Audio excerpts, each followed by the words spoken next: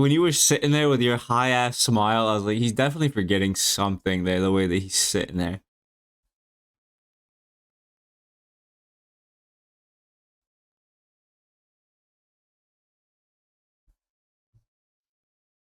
I love that you're like waving your pen at me as if you're actually like yelling at me.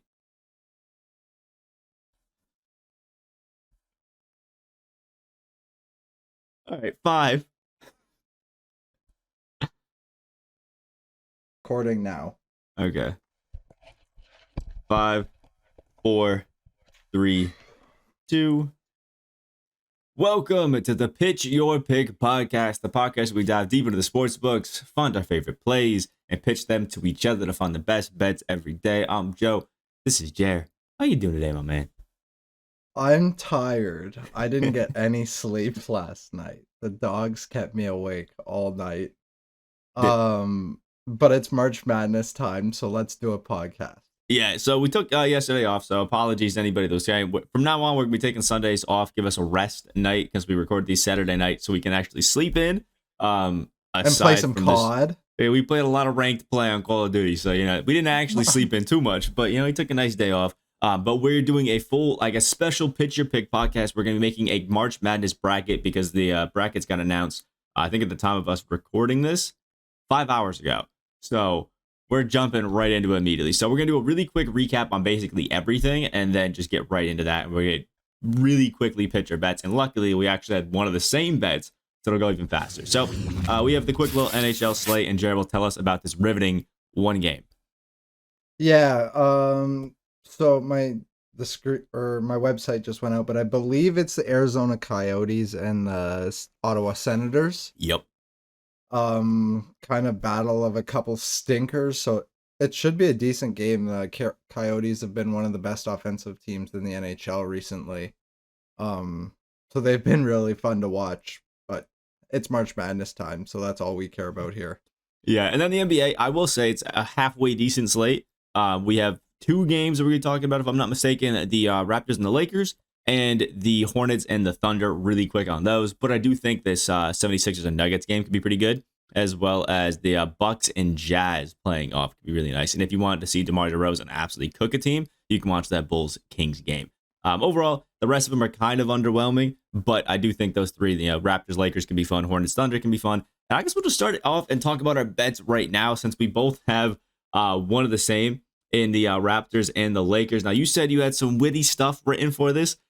So I guess the only thing that I'll say about it is if we just check the trends for the spread, the Raptors have been one of the best teams on this season on the road covering the spread, and the Lakers have been one of the worst teams covering the spread at home, which was just simple enough for me to make this bet, considering I think you got it at 3.5 and I got it at 4. Either way, it's really pretty solid for it. So you can give us your little witty remarks on why you think this one's going to be pretty easy. Yeah, so I've said this before, but I don't do this often. I don't really bet on my own teams because of the bias, but tonight we are. And LeBron dominated these guys when he was in Cleveland, but it's now the Raptors' time to return the favor. And who knows how many glasses of wine he's had before dinner before this one, coming off the back-to-back. Who knows if he'll even play or not.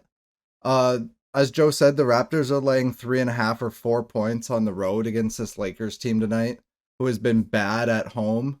They're the 7th worst team against the spread at home. They're 15-21 against the spread. The Raptors have been loving to get out of the Canada and all their COVID restrictions. They're the 6th best team against the spread on the road this season. They're 21-13-1 against the spread. The Raptors are the stereotypical team that's been giving the Lakers problems this year. They're a young team who likes to work hard and play good defense. And they also have a bunch of good shooters. The Raptors have a bunch of good defenders that they can throw at LeBron as well, to give him different looks. LeBron is virtually unstoppable, but they're able to keep fresh legs on him when LeBron doesn't really have the ability to leave the court, or they'll get killed. The Raptors also play good defense on other forwards and shooting guards this season. I don't really need to talk about the point guard because Westbrook guards himself. The Raptors are 13-4 when games when they're favored by less than 4.5 points. And the Lakers are 4-7 when in games when they're underdogs of 4.5 points or less. But this Raptors team gets excited to play this Los Angeles Lakers team. They like to finally get their shine on TV. The Raptors have historically gone 9-1 straight up against the Lakers and 9-1 against the spread in those 10 games. LeBron has owned this Raptors team in the past, but that's the past. LeBron didn't have to play with Westbrook in the past. I think this Raptors team can do a good enough job on LeBron to not get beat by him. If they do that, I'm sure they contain the rest of the Lakers and cover this 3.5 line. Yeah, simple. I mean, I looked at it, saw -4, and was like, yeah, that seems a little bit fugazi. Now, if LeBron goes out here and drops 50 again, fair play. I'll take the L on the spread. It's fine. Fair play. Fair play. LeBron drops 50. Tip it off to him. Good job. But I think off a back-to-back, LeBron is probably going to take it a little bit more conservatively. I still think he's probably going to get his 30. But, yeah, I just don't really see the Lakers stopping anybody on the Raptors at this point. And you also said that you liked the, the over on this, despite it not being out. Nah, I like the Raptors team total over, actually. Okay, we like that. I like it because the Lakers couldn't guard the Canadian national team right now. They've allowed the 5th most points over the last 5 games. They're allowing 119 points per game over that time span. The Raptors' offense has been on fire recently. Their team total over has hit in 4 of the last 5 games on the road. The Lakers give up the 3rd most points to shooting guards and 4th most 3-pointers allowed to shooting guards this season. The Raptors happen to have Gary Trent there, who is capable of going for 30 every night. The Lakers also allow the 2nd most points per game in the NBA to point guards. And I expect Fred VanVleet to play in this one. He took the last game off for load management. But I expect him to play tonight against this Lakers team. This Raptors team is deep. The offense can come from 3 or 4 different spots. The Raptors are not a quick team by any means, but it's going to be a low total probably. The team total hasn't quite come out yet, but I'm confident the over at whatever they set it at. The Lakers rank 4th in pace, but that's because they get scored on with ease. They also turn the ball over at a high rate, and the Raptors have a lot of good defenders who create turnovers. I think this is a perfect ladder opportunity here. I just can't trust the over entirely because it's always unclear how many bricks Westbrook's going to throw up. So I'm just going to trust my Raptors to take their team total over. That's fair. I like it. I mean, the Lakers team, I think, has been historically one of the worst defensive teams this season, which it's bad. If you're in, talks to being similar in defense to the Charlotte Hornets, who literally are just known for only scoring and not playing any defense, it's probably not good company to be in. So, yeah, I don't hate that at all. Also, look at that.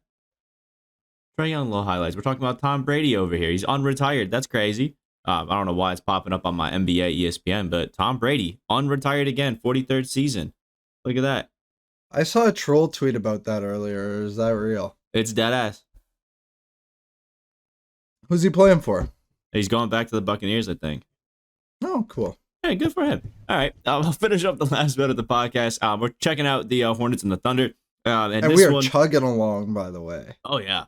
This one is just a fun one. We're looking at this guy right here, the leading scorer on the Charlotte Hornets, Miles Bridges. Now, I think I got 31.5 for his over on points, rebounds, and assists, and that's just because he's playing the Thunder, and I don't really see the Thunder guarding anybody on this Hornets lineup, let alone Miles Bridges.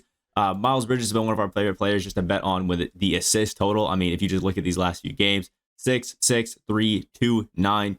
Didn't have any in the game against Milwaukee, but 5 assists against Detroit, 7 against Toronto. He had 7 against Minnesota. So really passes it a lot, and that's because this Hornets team plays at, depending on the time you look at it, either the 1st, the 2nd, or the 3rd pace in the NBA, but they actually have the most total possessions out of any team in the NBA. They just love to sprint the ball, and they're going against a Thunder team who has literally no defense and can't guard a parked car. So I just like the entire Hornets team to go out there. Miles Bridges passing the ball around, getting a lot of boards off of those Thunder bricks because let's be honest, they're not going to hit any of their shots anyway. And Miles Bridges to cook them himself. He's just a great offensive player. The one time that these teams have played, he had 22 points, 14 rebounds because, again, OKC can't hit any of their shots, and had 4 assists, which is very easily clearing this over a 31.5. I just think this matchup is perfect for him. Just a fast-paced game with no defense. That's where Miles Bridges and the Hornets especially kind of shine. So I'll take that. LaMelo probably could go over in this too, but I'm looking at Miles Bridges because he's kind of a darling of the podcast at this point. I will not dispute any Miles Bridges over. Let's get into the March Madness. Yeah, we'll get into the March Madness. We'll just quickly go to our daily pick screen, just show you guys a quick recap of that, and then we'll do our bracket. All right, so here are today's picks real quick. I put the Jer/Joe for this, for the Raptors to cover their spread versus the Lakers. I put it at -4 just because that's what I have it at, but Jer has it at -3.5. So if they do win by 4, I get a push. He gets a big fat dub. Then he has the Raptors over on that team total. We don't know what the line is, what our odds are going to be on that, but he's going to instantly pick that. They have Miles Bridges over 31.5 points, rebound, and assists at -120, which should be pretty easy. So we can switch this to a new screen. It's been a while since you've introduced a new screen in the podcast, but we got this one right here. But we got the bracket popping up, looking gorgeous, and the two of us looking as pretty as ever on the left side of this screen. Like, I mean, look at that with his nice little Indiana jersey. We'll see if he actually picks them to win out here. Who knows? They're in the bracket, but I think this is going to be a fun one. I'm actually quite excited to make March Madness picks. So we can see this. He's quite excited about the phone. Look at that. Anyway. I was looking at our screen with the bracket. Isn't that nice? I love it.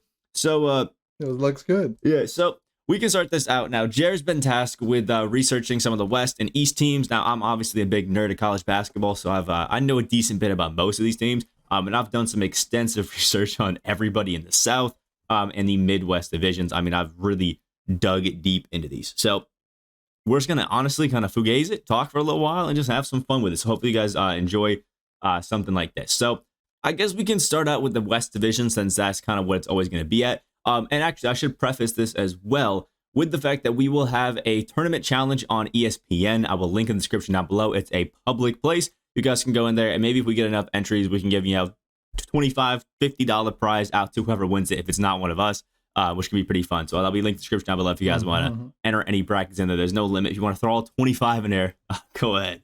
It'll be a fun one. So anyway, we'll start this off with the West, and which should be one of the easiest picks. Now, no hate on to Georgia State. These guys are great. These guys are hoopers, but they really got probably one of the toughest draws in the, I think, March Madness bracket this season. I mean, let's be honest. They're going against Gonzaga. Georgia State is great, but Gonzaga is the number 1 offense in the country, the number 7 defense in the country. They play at the 4th fastest pace. They have the lowest average time of possession. They have the 2nd highest effective field goal percentage, and they allow the lowest. These guys are just good. Now, Georgia State, again, is great, but I just don't think that they can guard the 2 best centers, arguably, in the country on Gonzaga. It's just, yeah, it's a tough game. So I think this one should be a pretty free pick-in for us, especially considering I think it's like, well, I don't know the exact numbers, but number 1 seeds have only lost 1 time. So we're going to take Gonzaga. Yeah. So Gonzaga's easy. Gonzaga's easy. Now, less easy is this Boise State and Memphis game. Now, I don't know how much research you've done into this one, but Boise State and Memphis kind of play some similar games. Memphis had probably one of the most inconsistent and tough starts to a season. I think they were 9-8. Lost a lot of games against a lot of the top competition, even some bad teams as well. They lost. They shouldn't have. But they're going against a Boise State team after going 10-1 recently. Is Memphis. Boise State is a great defensive team, and so is Memphis. The problem for Memphis is even though they've been playing a little bit better, they kind of turn the ball over a lot, which can be, I guess, interesting. And Jared's kind of said that he always wants to look for the team that shoots better free throw percentages when we get to these close games in the tournament. Unlucky for both of these guys, they shoot like both, I think, 67% from the free throw line. So nobody in either of these matchups. 64 and 69. It's not going to be good. So one ranks 350th in the country, and one ranks 270th. Yeah, it's not going to be a pretty time for these guys, to say the least. So I personally feel like I'm leaning a little bit more towards Boise State. I just think that Boise State is a little bit better defense out there. Memphis, I just don't love the inconsistencies that they've had, and I think that's why I lean towards them a little bit more. Curious as to what you think on this, but for me, I think that Boise State may be taking this. My initial thought is Boise State is the better looks like a better road team too. They're 9-3 on the road. Memphis is 5-6 on the road. I'm assuming because they're both good defensive teams, they're probably both bigger teams. I think, but I'm not 100% sure. I will say I haven't watched too many Boise State games, but their average height is 78.5 inches, and Memphis is 77.8 inches. So they are slightly taller on the Boise State side. But yeah, I think another thing that I do like out here is that Boise State's pretty good at defending the 3-point line, and they're really good at Boise State's the 17th best defensive rebounding team in the country as well. So they're gonna corral a bunch of these bricks. The one thing I did like about them as well. Memphis does shoot the ball well. What I did like about Boise, though, is Memphis is prone to turnovers, and Boise is really good at forcing turnovers, and that's why I like that. Yeah. Boise does turn it over themselves a decent bit, but you got a team like Memphis who's known for playing sloppy, and a team like Boise State who's known for capitalizing on that.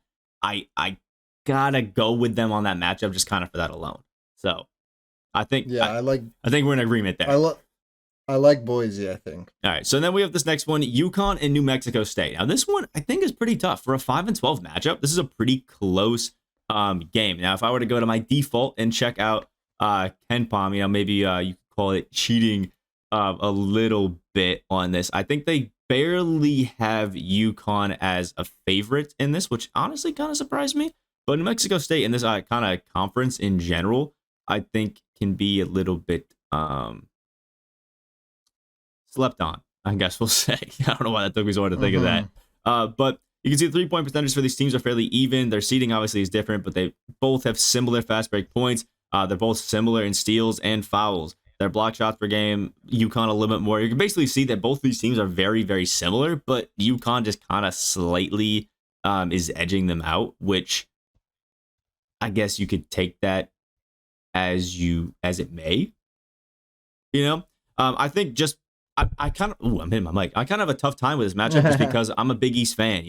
I'm a Syracuse guy. We grew up watching all of these Big East games, so I feel like I have a bias for UConn, like just off rip. So I feel like it's really tough for me to look at New Mexico State and think they can win it at all. So I don't know if you have any input on here, but I don't want to too often. What? I don't know. Jump at that. I'm just looking for this matchup. What day is this game played on?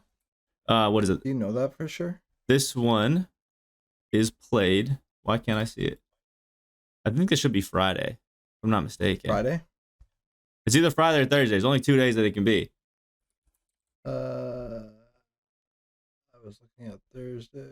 I didn't see it on Thursday. Unless I'm just tripping. Here it is. New Mexico State and Connecticut. There we go. So KenPom has them. This game is on the 17th. KenPom says that their prediction is a 6-point win for UConn, which is pretty nice. But UConn's just kind of one of those teams, and I guess I can't really take it away because New Mexico State's also one of those teams that are just good on both ends of the floor. And I guess the good thing for Connecticut is they have a pretty low 2-point percentage, but they have a really good 3-point percentage. And New Mexico State is a bad 3-point percentage, a good 2-point percentage. And I will say, generally in these tournaments, I mean, it's kind of a thing that I've noticed is that the teams that are more consistent at being able to score inside generally do a bit better. But UConn is, I think, one of the best offensive rebounding teams in the country because even their guards are dropping down and getting those offensive boards. So even if they're bricking, they're getting a lot of second chance points, which I really like for UConn.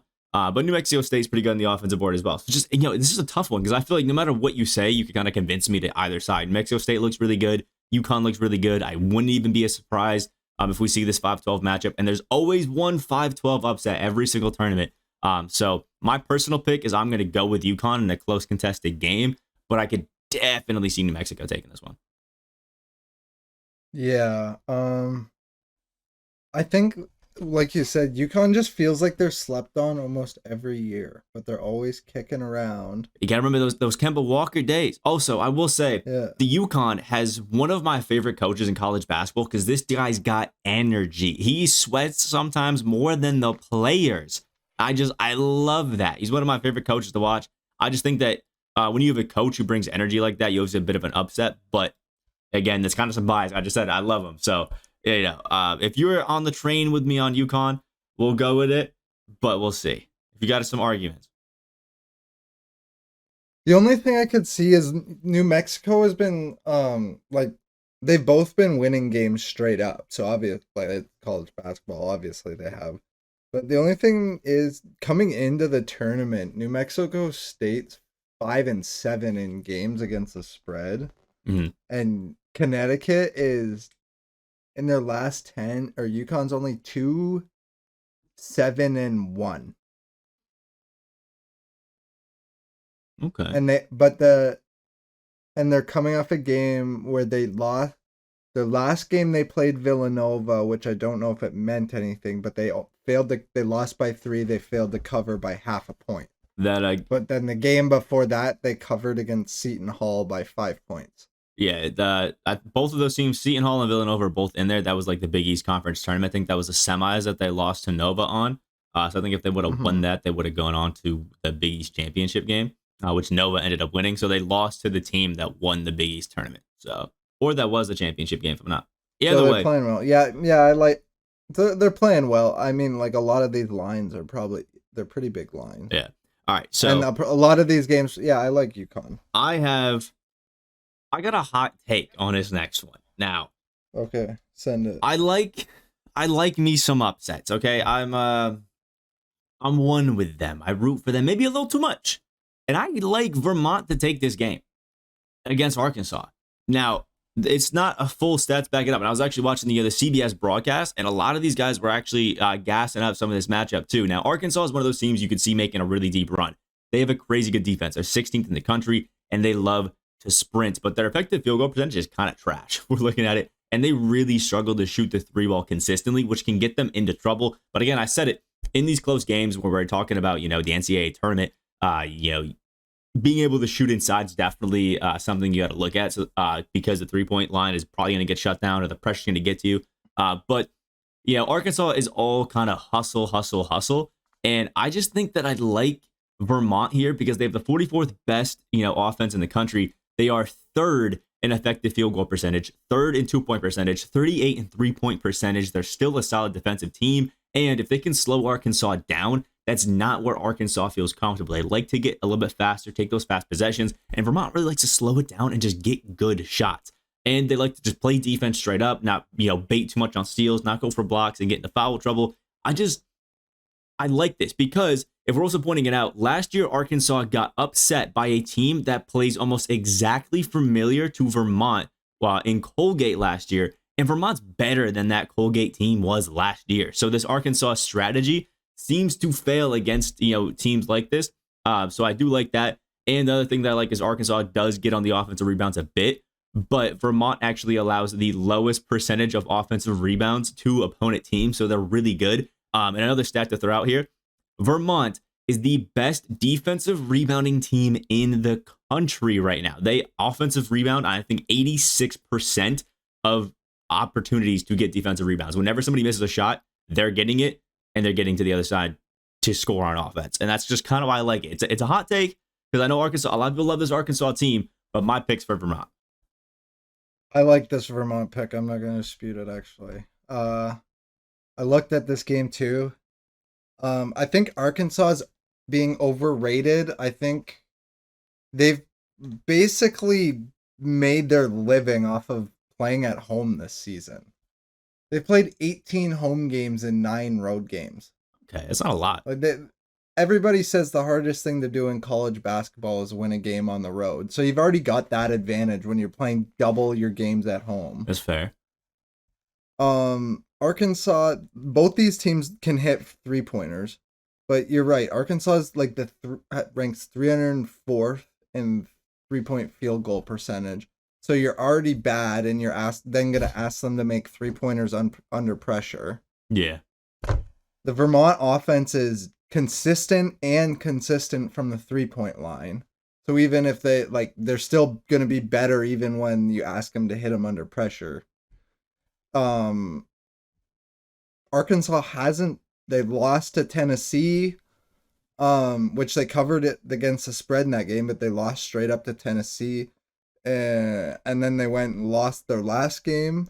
And Vermont's coming into this one on an 8-game win streak. So look at those last 3 games as well. Talk about this is their conference tournament, and look at the domination that they put on the court. They just abused the comp. They covered the spread by 16 points, 11 points, and 23.5 points. Give me Vermont as the upset here. I like look at this. I thought it was gonna be a bit of a hot take, but you're riding with it, so I like that. So this next one is going to be tough. Let's talk about this playing game. This one's going to be tough. So we have Rutgers versus... pick a playing game. Yeah, there's Rutgers versus Notre Dame, and the winner of that actually has to go against Alabama. So this is a really tough game. Now, I took this one just straight up as Bama. Now, again, this is a bit of a biased pick. I've watched a lot of Alabama games, and I love the way that Alabama plays. They love to get out on defense, but they're still really good in the half court. Javon Quinterly might be one of my favorite players to watch in college basketball just because this guy is so damn fast. Quinterly, when he decides to actually turn on the go button, my God, does he have a different level of go button than everybody else that I've ever seen. Like, this guy just presses it and he's down the court and he's getting a layup at some point. Loves the jelly. He's actually one of the first people, I think, in the jelly fam, which is just fun. And because of that, they have the 12th fastest tempo, the 9th lowest average possession, the 14th best offense in the country, and they have the 9th best 2-point field goal percentage. They're really bad at shooting threes, 305th at 3-point percentage. But I think a lot of that is they take a lot of tough contested threes that I don't feel like they need to take, which is just tough. And the great thing, I guess, for Alabama is they've had a really tough schedule. They actually have, in strength of schedule, their overall strength of schedule is the hardest in all of college basketball. So their record, I think, may be a little bit different if they took, an easier schedule out there. But, they played Iona, who was top 25 at one point. That's who they lost to. They beat Houston, another top 25 team. They lost to Memphis, who was top 25 at the time. Davidson's been top 25, who they lost to. The bad loss at Auburn and Mississippi State, but they beat Auburn, or lost to Auburn, who was an also really good team. They beat LSU, was a great team. Baylor's a great team, and they won there. They lost to Auburn and Kentucky back-to-back, but again, 2 really great teams. Arkansas, they lost to another great team. Same thing with Kentucky. They've played so many good teams, and you got to think, when you play this many good teams consistently, you're hardened, you're ready, and you know what to do in those late games. Plus, they're a really great offensive team. And both of these teams in Rutgers and Indiana, or Notre Dame, I said Indiana, Notre Dame have kind of been inconsistent. Notre Dame's coming out in ACC where it's kind of been pretty wacky. You don't really know who's coming out of it really strong. And I just kind of like Bama a bit better in this. Both Rutgers and Notre Dame have kind of been playing better, but I just kind of just don't see a way in which Bama, with just their style of play, doesn't at least get out of the first round. But, Notre Dame and Rutgers are still solid teams. Yeah, I like Alabama in this one too. I looked at the strengths of the schedule thing, and I picked them just off of how many how many good teams they played. Yeah, you got to think. I like teams in the tournament that have played a lot of close, good games. That's not to take anything away from the other teams. I mean, Notre Dame's the 29th best offense, and Rutgers is the 43rd best defense. And they actually have looked good. Rutgers really has been up and down. Notre Dame has been really good, but again, it's in the ACC, and I mean, I'm a fan of the team in the ACC, so I know how bad it's been. In there, I just think that these guys have just not had as tough of games. I just kind of think that this matchup for them just isn't really great because Rutgers plays slow. Notre Dame likes to play slow, and if Alabama can speed them up, force turnovers, it's really not good matchups for them. No, yeah. So it's not. I like Alabama. I really liked Alabama. Yeah. Problem is, I didn't even really research it. I just I saw it, and I actually liked Rutgers. I've placed a few flyer bets on Rutgers. Fair. Just seeing people bet them on Twitter once in a while. But I like Alabama too. Alabama is one of the only teams I've watched this year, and they're fun to watch. This next pick, Texas Tech and Montana State. Now, Montana State, great team, all credit to them, but I do not think that there's a chance that they lose this game. Texas Tech is notorious for defense, for defense. That's it. And I love Montana State. I love these sleeper picks that are coming in here, but I think if there's one team who is not going to get upset ever, it's not ever, but it's Texas Tech. And I think in this 3-14 matchup, there usually is one upset in that. But I just don't feel like Texas Tech is going to be that upset. They're just so consistent. When we get to these, late tournament games, teams that can lock it down on defense are just so much better. And Texas Tech is the best adjusted efficiency defense in the entire country. They force the 10th most turnovers. They have force the 22nd lowest field goal percentage, the 13th lowest 2-point percentage, 62nd lowest 3-point percentage. They have the 49th highest block percentage. They don't get a lot of steals, but they force a lot of turnovers. Like, these guys are just good. They're consistent. They lock it down. And they've even proved against teams like Kansas, Iowa State, Texas, Baylor, that they can lock it down and consistently win out there. And they still have really great shooters as well. I just think this Texas Tech team is just set up for a really deep post run here in the tournament. And all credit to Montana State, a team that's really solid all around. They're a good shooting team. They slightly lack on the defensive end from time to time, but I think they just really get a tough draw here. Yeah, I like Texas Tech here too when I was doing my research. I think something that's crazy for them is they only have one guy over 6'10". Yeah.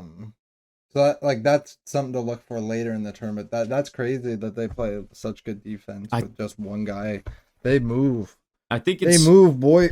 I think it's if I had to say take a guess, I'm pretty sure they run like a no middle kind of defense. You constantly try to force the baseline, try to force traps in the corner, and it just really works. And I really feel bad for Montana State because they're a great team and I feel like they could be good. But going against the best defensive team in the country is really not something you want to do for your first match in the tournament. Like, that's just, that's such a grueler.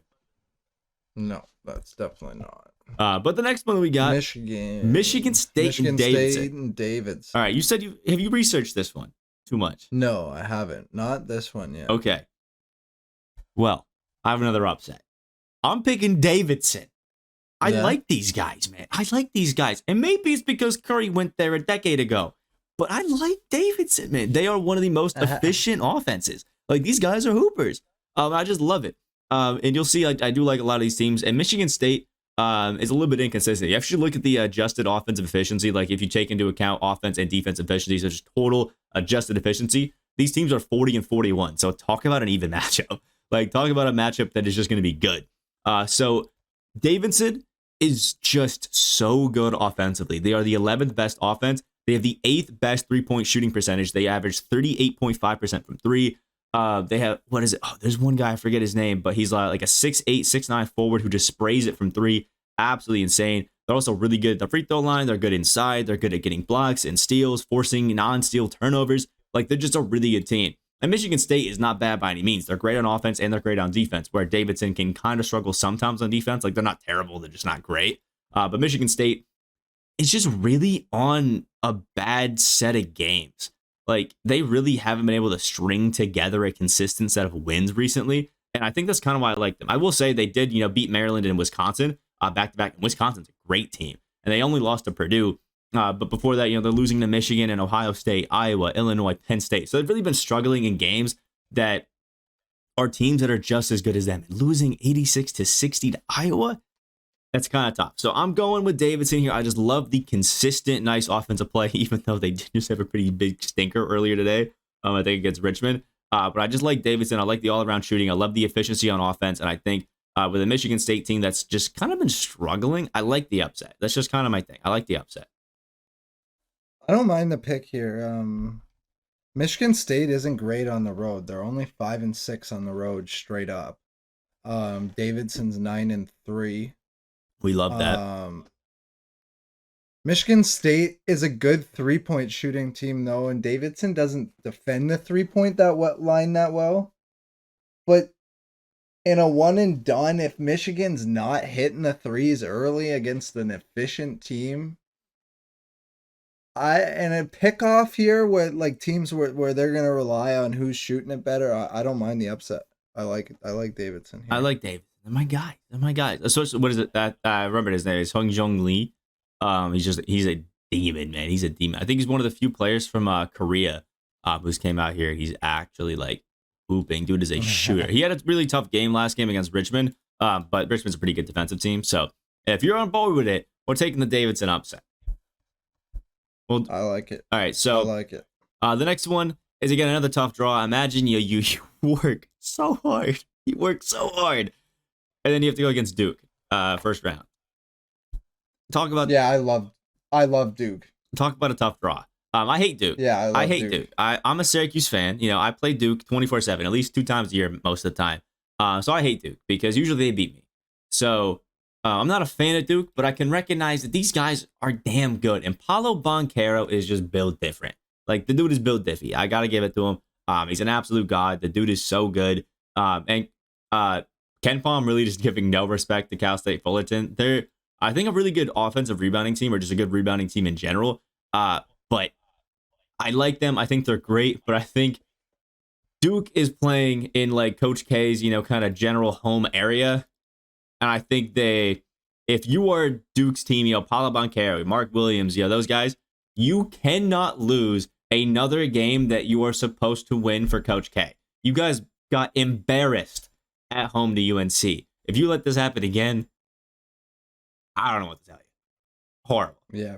So I'm expecting Duke to come out with some fire, especially after losing to Virginia Tech in the ACC tournament championship. Like, come on. Yeah, you gotta go Duke Davidson in that matchup. Yeah, no, I love Duke here. They've been good against the spread too, so they've even been better than what the bettors think. We love that. They're 17-12-2 against the spread. I like the size they bring. I really like the size and the efficiency they bring from the field. I guess our next one, we'll give credit to Norfolk State where they're at. They're a great team, but one seeds have only lost one time. It's a free pick. Norfolk State is great, awesome for winning your championship, but again, bad draws. I mean, you got to go against Baylor. Do you want to just finish the West first? You just want to? You want to go through it? Sure, we can go through it. All right, Boise State versus Gonzaga. Just go division by division. Yeah, Boise State, Gonzaga. Who do you think? Gonzaga. Yeah, fair enough. That's it. Nothing more needed. All right, here's the tough one. I think Vermont. We talked about it earlier, but I think Gonzaga might have problems near the end of the tournament, but like not. I think this is at least an Elite Eight team. Yeah, at least minimum. So UConn, Vermont. Do you think Vermont can continue the 13 seed upset against UConn? You know what? You want to go with it? I think they could. Vermont, Gonzaga in our Sweet 16. I'm with it. I love UConn, but I kind of want to back Vermont. You don't. I almost wanted to go with New Mexico State there when you were talking earlier. Yeah. But I like UConn a little bit better there, but I think I'd like Vermont to carry it on here. Okay, I like this. I'll go for an upset anytime. I love UConn, but in this direct matchup, you got a great 3-point shooting team.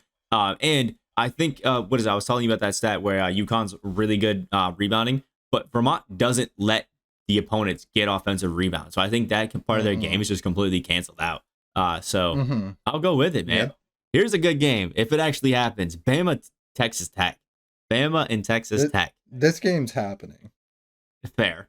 This game's happening. I think that Texas Tech edges this one out. Yeah, we've already talked about the good things for this, but I think Bama struggles, despite being one of the teams that have played the most hard competition. Their problem has been on teams with good defense. They play teams with really good defense that can lock them up, force them to take those tough shots inside, and it's really happened. And Texas Tech, the best defense team in the country, they're going to make you take those tough shots. And I love Bama. I think their style of play is just super fun to watch. It's probably super fun to play as well. But I just think Texas Tech edges this one just slightly. Yeah, I like Texas Tech's defense here in this one. And then again, I love Davidson. I convinced you on the pick, but I think this one's probably pretty simple for us too. Yeah, I think this West Coast bracket is definitely going to be dominated by the favorites from the initial looking at it. Now, I've made my own personal brackets, and I have Gonzaga going to the Elite Eight, and I actually have Texas Tech upsetting Duke. Now, if you want to fight me on that, we can. But I think that this Duke team hasn't faced too many teams that are better than them in certain aspects. And obviously, Texas Tech is better than Duke. And And I think that this team is fairly young, and they've just kind of been smacked in the face a few times by teams that they're just not expecting. Obviously, Coach K wants to do this big run, but I think that these guys on Duke just go deer in headlights sometimes. They have a lot of really great perimeter defenders. They're really great shooters, but I just think sometimes they really underwhelm me against teams that I feel like they really should dominate, which makes me not trust them as much against teams that they should possibly barely win to, barely lose to. So I like Texas Tech in this matchup, but I also wouldn't be surprised if Duke won it. Yeah. The only thing that would concern me is I think Duke's size might give Texas a little bit of issues. It is possible. But Duke is hard to trust too, because they always feel like they let you down somewhere in the tournament at some point. Yeah, they don't consistently make these runs. But I really like Texas's depth as well. They have 6 scores that average over 8 points per game. Like, that's pretty deep for a team. If in a one and done, if one guy's not going on, you got 5 more you can trust. So you going with it? You going with me? Or you with Duke? I'll let you be the deciding factor because I'm not swayed either way. I think I like Texas just because they're a little. Duke's pretty deep as well. They have 5 players that average over 10 points per game. But Duke, they can be inconsistent. We're going with it. Duke? I'm going to go with Texas Tech. Texas Tech versus Gonzaga. Who's winning that one? I like Gonzaga. Yeah, that's fair. I love Texas Tech. We just hyped them up a bunch. But if you're talking about size possibly upsetting Texas Tech, Gonzaga's got the size. This is gonna do it to upset Texas Tech. And they've got the defenseless size. I don't know. I don't even think Texas Tech Gonzaga's offense is so good. It's not even like college basketball offense. It feels like. Yeah. So I just don't even think you can take Tech. I just take the Texas's defensive numbers into account here. Even I think throw them out the window. Look at Gonzaga's numbers, and that's what they're gonna get. Because Texas doesn't have the size to compete with some of their good forwards. All right. So the next one I've already clicked on Baylor, so we'll cover that one. Baylor's winning. Okay, can we take a break quick? I gotta use the bathroom. We'll take an intermission, so we can take a little pee-pee. All right. So he's back from his pee-pee break, and we are gonna get it going again with what may be one of the more fun games of the tournament in UNC Marquette. I'm gonna keep this one simple. These two teams run, they run. Marquette plays at the 38th fastest adjusted tempo. Or UNC does, and Marquette plays at the 26th fastest adjusted tempo and has the 5th shortest average possession. So these guys sprint, which means it's going to be super fun to watch these, and they're both really good just back and forth offensive, defensive teams. They both do everything relatively similar. North Carolina slightly edges out in 3-point, but is slightly worse inside. But I will say North Carolina is a much better offensive rebounding team, and they limit offensive rebounds for the other team. But Marquette isn't the greatest of offensive rebounding teams out here, so it can be kind of tough for that. And we have talked about how the ACC has been a little bit weak for it, but I do think that UNC can kind of slightly edge this out. I mean, in most metrics, they just kind of slightly edge them out. I think in a battle of who's going to be the fastest, it's usually a North Carolina bet that you want to go with. So I would kind of lean towards that way. They're just slightly better in most aspects, and the fact that they're going to be limiting how many rebounds Marquette's going to be getting, I just like that a little bit better for UNC. If you have any disputes, you can go in that because these 8 and 9s are always so close. I just kind of like UNC a little bit better in this matchup, but I can see Marquette winning this pretty handedly as well. I don't have any disputes here. Actually, they're just a tick better in everything, but Marquette's actually a bit better, just a bit better in 2-point field goal percentage. But UNC is still consistent enough in that not to concern me The here. reason- I like them to be the better 3-point shooting. The reason I like North Carolina better is I've watched obviously UNC games. I know what they do. Yeah. They have the 103rd best offensive rebounding percentage. And Marquette, if you look at their allowed offensive rebounding percentage, it's the 306th. They let teams get offensive rebounds. And against a UNC team, that's dangerous.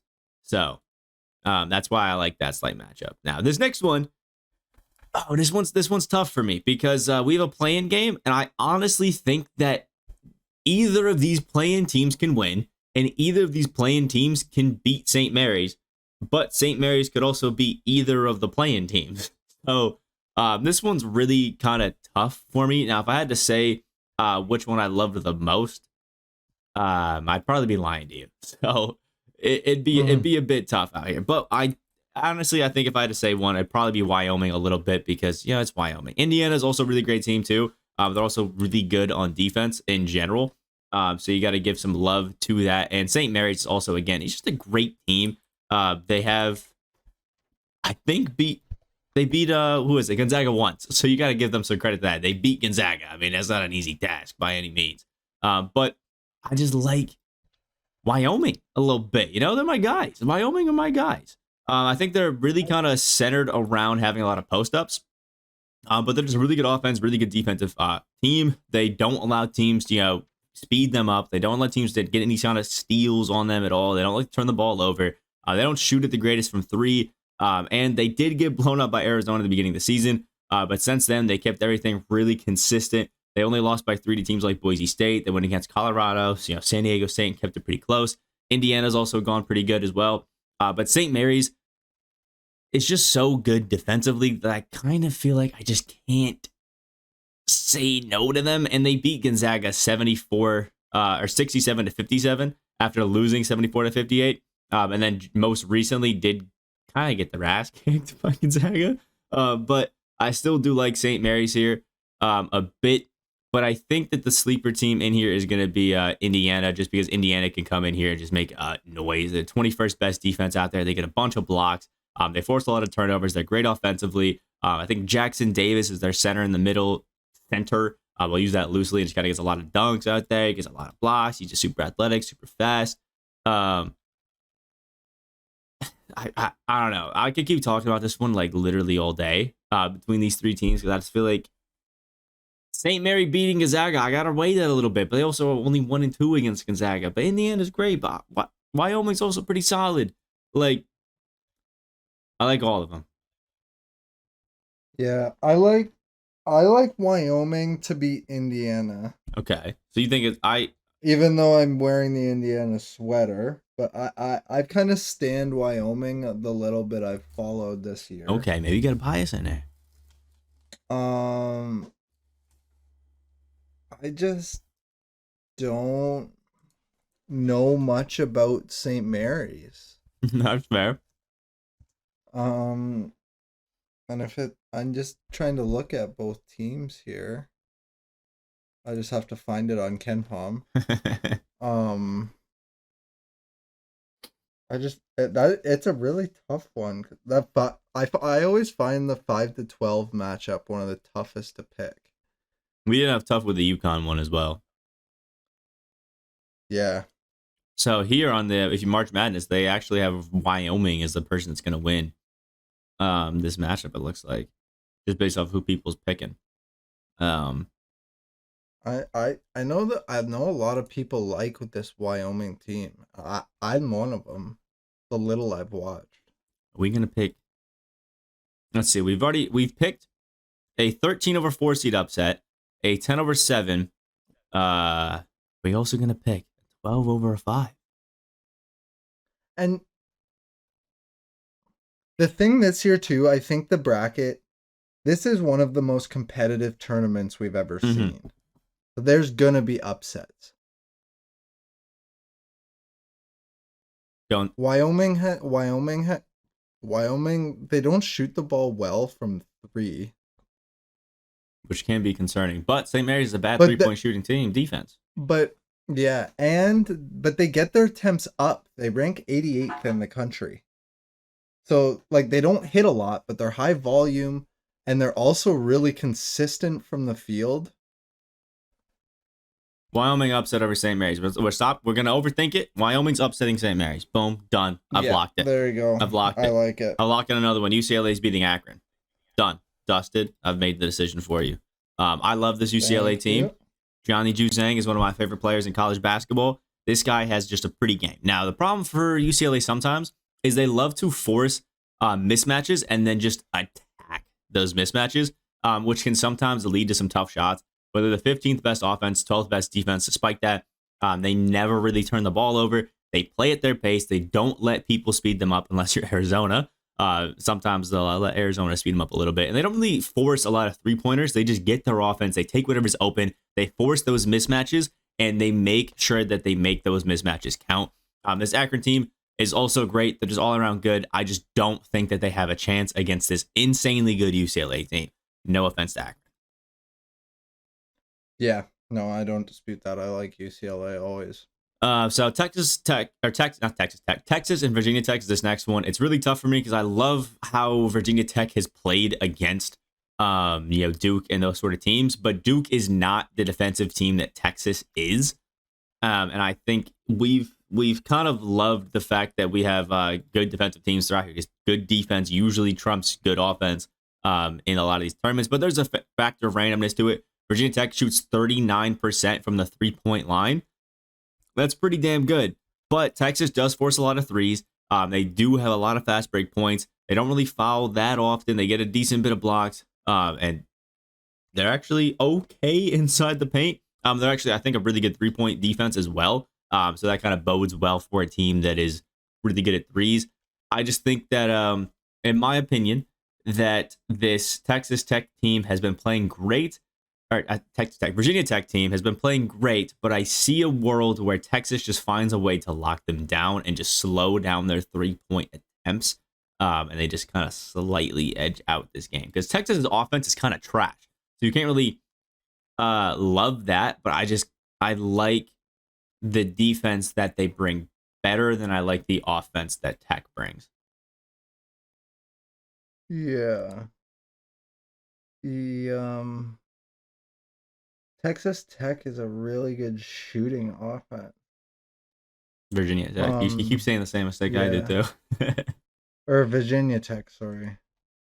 And Texas, they don't really shoot a ton of threes. Yeah, they don't really have a lot of threats. They do lock it down. My worry in this game would be is if Virginia Tech comes out and hits a few in a row and then Texas has to play catch up. Yeah. Because they shoot them and hit them they don't really, they shoot a good amount of them because they hit them, but they hit them at such a high percentage that I feel like that just means they're getting open looks off of good plays. And I will say both these teams play at the same pace too, so they're both used to this. They play the same similar style pace. I got to give credit to Texas, Eva Luma. That guy's a beast, but Virginia Tech is a little more consistent on. That doesn't really make a difference though. They're both pretty consistent. Yeah. And I will say, I think that Texas is probably kind of sick of losing. They've lost to 3 straight teams that are also great. I mean, Baylor and Kansas were both Baylor, Kansas, and TCU. They lost to 3 teams in this tournament. You gotta think they're sick of losing and they're trying to come out here. Now, Virginia Tech's actually favored by 1, but if Virginia Tech, I think, at all kind of falls from that 3-point percentage, misses a few of those, they do still have a good 2-point percentage. I don't know. I have a feeling that Texas is gonna take this one. With the 11 seed being favored here, you saying that, I would actually lean toward Texas because that line feels like a trap. And then this next game, these colors are so similar. I can't even actually tell apart when I'm looking at them. I feel bad for Yale. They worked so hard to go to the Ivy League, championship, get their spot in the tournament. But they're at the Ivy League for a reason. I want Purdue here. I'm pretty sure Purdue has the most efficient player in the country in Zach Edey, who is, I think, a 7'3", 7'4", absolute monster that shoots like 74% from the field, or at least started the season shooting 74% from the field because you literally cannot guard the dude. He's so good in the post. And they also have another nice center, so they just switch those two on and off over and over and over again. And Purdue is quite favored in this game against Yale. It just doesn't really seem like a game that Yale can win. Purdue is, I think, the best offense in the country, aside from Gonzaga. So, yeah, they've also been hitting on all cylinders, and they just took a tough loss to Iowa. So I think Purdue's going to be coming out here with some extra vigor and trying to prove to themselves that they need to make their championship run and kind of just stomp on this Yale team. Yeah, it's Purdue all the way. Next one, Murray State, San Francisco. I have an extreme bias here towards Murray State. I like these guys a lot. And San Francisco, I think they've said that they've been really good at, I think, guarding the 3-point line and forcing people off of that 3-point line. But when the team that they're going against can still get it inside, they still have struggled to win those games. So they've been good at stopping people from getting threes. But when they are forced with a scenario where they have to then guard the paint, it doesn't really go too well. And I think this Murray State team is coming in here really confident. You know, they're ready to go. They're a great 2-point shooting team. They're pretty decent from the 3. They're not the fastest, but these guys have not lost since December 22nd against Auburn, who's a 2 seed. And granted, it was a 13-point win for Auburn at Auburn, but I just think that this Murray State team's on a high. They're having some fun. They're going out there. And San Francisco, well, good, really good defensively, honestly.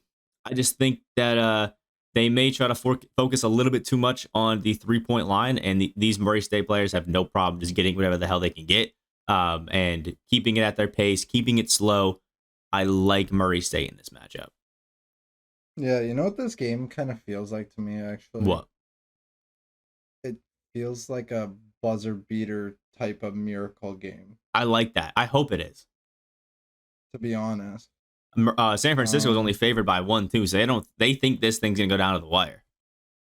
Yeah, I'm seeing 1.5 too. And you got San Francisco's not good at the line. Well, neither team is good at the line. Both teams shoot. One team shoots 69.9%, and one team shoots 69.6%. They're both pretty abysmal. But Murray State keeps the ball better and forces turnovers against a team like San Francisco is kind of middle of the pack at keeping that ball together. So if they can force some turnovers, I think that could be really nice in their favor. Yeah, I think this one, like, to me, it's another play on the line. People are going to be on San Francisco. I assume that's why they're favored as a 10 seed. Yep. So I'm gonna be on. I don't mind being on the side of the sports books in most cases. So yeah, let's take Murray State. And the next one, I love the fact that these guys are the Peacocks. I love that, and I'll probably make one bracket where the Peacocks upset Kentucky. But I don't actually think that the Peacocks are gonna upset Kentucky. I'm sorry. No. I'm sorry. Move next game. I'm sorry. Move on. I'm sorry. Like, you guys are great. St. Peter's Peacocks is your first time in the Big Dance since 2011. Awesome for getting there. You guys have had a great season. It just sucks that it has to come to an end against Kentucky. The next one, we got UNC and Baylor. Now, Baylor is down their starting center. I think, what is it, Chamu Ochachua? But they really haven't missed a beat. They've been fine. Against the UNC team, who is obviously so quick and so good with their big men, it can be a bit concerning, obviously, that, they're down their big man. But it hasn't mattered, like, at all, really. And they're coming off a pretty bad L to Oklahoma. I think that they're going to come out here, make a statement against Norfolk State, and just keep riding some momentum. I think that this Baylor team is another one like Gonzaga, where I just don't see them anywhere but the Elite Eight. Yeah, that's what I was gonna say, and like I have a question that I want to ask, and it's not that I think Baylor's gonna lose by any means. Uh-huh. But How do you think any of these 1 seeds get upset early? Looking Yeah, I across said all that these Baylor makes it to divisions. the Elite Eight, but I have a hot take that's going to come in the next round after we pick it. Okay. Okay. Fair enough. Yeah. So moving forward, I'm comfortable taking You know what? Baylor I'll to jump the gun right now. dominate. I'll tell you my exact bracket. Let's leave it. We can Well, leave it. it involves the next pick. Okay. I have Baylor beating UNC, and I think UCLA is going to beat Wyoming, and then go on to beat Baylor. UCLA is gonna beat. Okay. That is my hot take. Again, I've said it. I love this UCLA team. If we're looking at overall efficiency between these two teams, UCLA is 8, Baylor is 5. Baylor's a great defensive team. UCLA is a great defensive team. Baylor's a great offensive team. UCLA is a great offensive team. UCLA doesn't turn the ball over. Baylor doesn't turn the ball over. Baylor offensive rebounds well. So does UCLA. They both are good at getting steals. Baylor's a bit better at getting blocks. Baylor's thin. Yeah. UCLA's thin. These are very similar teams. I like UCLA a bit better. I've seen these guys just consistently hit tough shots. They've gone against a lot of tough teams. So has Baylor quite a bit. I don't know. I have a feeling that every single player that was on the UCLA team that lost to a half court shot to Gonzaga last year is on this UCLA team right now. And I think that they really want to get back and play Gonzaga again and get that revenge in the big dance. And I'm riding that momentum myself. Yeah. No. So the reason I kind of asked that question was I was looking at all these 1 seeds across the other divisions. Yeah. And Baylor's the one that I feel is most vulnerable. I mean, they are the most limited. They have a few injuries that they've been dealing with all season. Yeah. And like when you say that, they're dealing with injuries. Kansas, I think, has been hot coming into this thing. I'm not. They've been cooking. But Arizona's a favorite. Gonzaga's a favorite.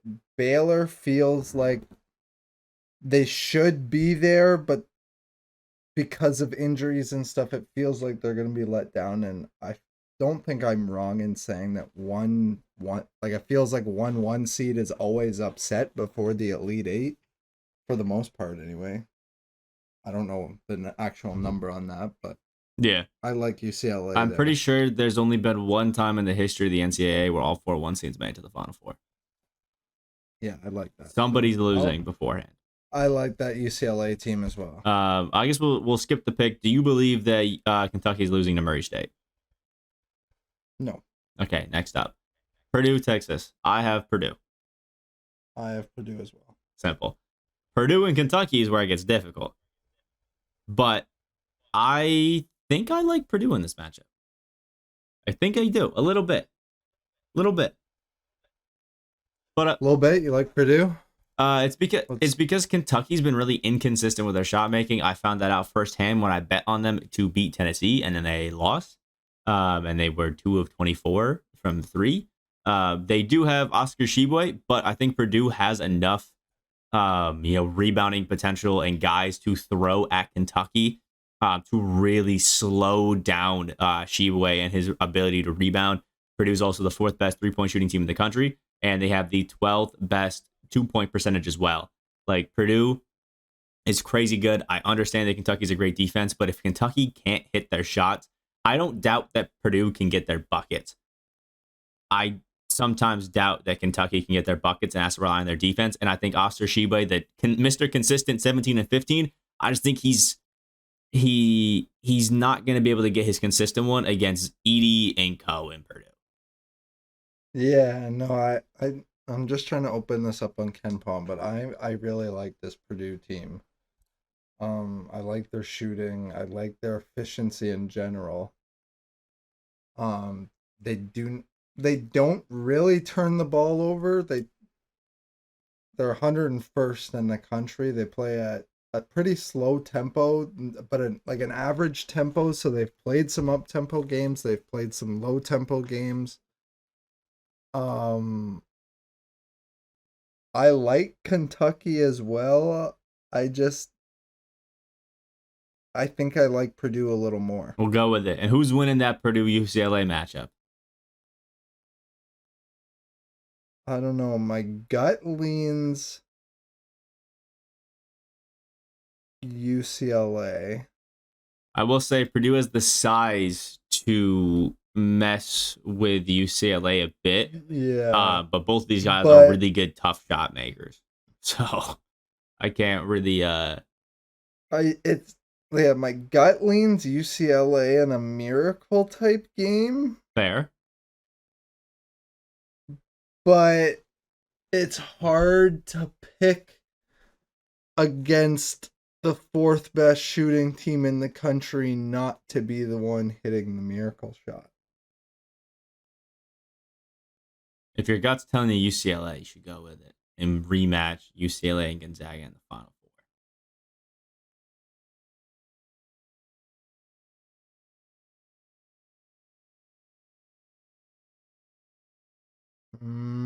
You don't love that look? What about Purdue and Gonzaga in the Final Four? I don't know, this Purdue team just feels like they have a little more magic too than the UCLA team. They've had the buzz this season. Yeah. They've been talked about all over the place. Their offense has been storied. But they did just get absolutely cooked by one of the best offensive teams in the country, Iowa. I also feel like UCLA is being underrated maybe a little bit. Like, they've beaten the brakes off of Arizona multiple times this season. One time. Wow. Wasn't it? I thought they played multiple times this season. They've played 3 times. One was in the championship game, and Arizona took it. And Arizona's taken actually the last 2 matchups against UCLA. UCLA took the first one. UCLA played well against them against the spread though, so they play like tough teams good. Yeah, I'm taking the initiative, and UCLA is winning. Yeah. And then we can pick who goes to the championship game: UCLA or Gonzaga. Gonzaga. Yeah. All right, we'll go. No, Gonzaga. Okay. It's got to be Gonzaga. And I'm realizing we are over an hour now into the podcast, so if we go a little bit quicker on this second half, I apologize. But yeah, it's just kind of what has to happen. So I think the first thing that we can do is Arizona will be beating Wright State or Bryant. Love both of these teams, but I just don't see a world in which they win. No. The next game, Seton Hall and TCU. This is probably I was looking at this may be the closest matchup that we have in the entire tourney if you just look at the analytics. Both teams are top 25 defenses that limit everything on the floor. They lack in their offensive consistency. They play at similar paces. TCU recently, though, has stepped it up, but they're still not scoring amazingly, but they have stepped it up. TCU is second in the country on the offensive glass, but can be very prone to turning the ball over. Seton Hall keeps the ball to themselves a bit better, but can be prone to fouling with their taller team. So it's a little bit kind of wishy-washy. Seton Hall does have the extra height, though, I think, to keep TCU off the glass and make sure that their offensive rebounding is a little bit more consistent. Ken Pom has them as a 1-point favorite just based off analytics. And I just think because of that, I think that TCU is a great defensive team, and just the exercise of Seton Hall is what's going to keep TCU from being that extra, defensive team. Because the most recent game against Texas, I think they still just didn't look amazing offensively. And I think if they get that down like they did against Texas, I don't think they're coming back against the Seton Hall team. Yeah, no, I like this. I like Seton Hall here. The next one, I like that. I like the Seton Magic. The next one is Houston and UAB. Now, this is a battle of just 2 completely opposite styles, offense and defense. UAB is insanely good on offense. Houston, though, insanely good on defense. Houston is the 11th best defense and the 10th best offense still. They only allow opponents to shoot 43% from the field and 29% from 3. They block the 3rd most shots per game. They are the 3rd best offensive rebounding team in the country. UAB is the 28th best offense, has the 9th best 3-point percentage in the country, while also being the 89th best defense. They have the 13th best steal percentage. They play a lot faster than this Houston team, preferring to get up threes in their transition. But Houston is notorious for being a team that wins games by missing shots, although they've been a lot more efficient this season. Houston's whole strategy is effort. If you take a 3 and you think that it might miss, send 3 guys to the paint. One of them's going to get a rebound and put it back up. But I don't think the UAB has the size to stop Houston from this kind of strategy. And we've talked about it before, offense versus defense. I think in the case of Vermont's offense is so good that they can kind of overwhelm Arkansas because they've been overwhelmed before. Houston really doesn't. When they've gone against fast teams, Houston just slows them down and stops them entirely. And I think that they just handle that kind of pressure better. And every single time we get to one of these tournaments, Houston usually at least goes to the Sweet 16, Elite 8 because people just aren't ready for the defense that they have. Yeah, no, I like this Houston team yearly in the college tournament to make at least a little bit of a run. Yeah, because they just you don't score on them. Yeah, no, you don't score. They lock you up. They're fast. They, like you said, I like anybody that's given effort, chasing, doing the extra work, chasing rebounds, all that. When it comes to one and done, those are the little things that win ball games. Fair enough. Illinois, Chattanooga. I love it. I think what is it, on the CBS broadcast? I think this was the upset that they said they were most likely that they thought was most likely to see. Now, so this one's expected, but I think that Kofi Cockburn is going to cook Chattanooga. Yeah. Kofi Cockburn is a 7-footer who's averaging 21 a game and 10 or 11 rebounds. This guy is just different. Both these teams are really great and well-rounded. Obviously, Illinois, if you look on paper, is a little bit better. But a lot of people just really like this Chattanooga team. They're a little bit better inside, but they are the slightly smaller team. Chattanooga is a great shooting team. They're not really great at getting blocks. They just kind of play good defense, but they are really good at picking pockets. Their starting guard on Chattanooga is really good at getting steals, but Illinois really doesn't let you speed them up or take the ball from them that often. I just think that Kofi is going to be too much for this Chattanooga team. That inside-out game of Illinois has been great, and they've been playing really, really good recently. I like this Chattanooga team. I do see an upset potential here if Kofi has a bad game and you can really limit him.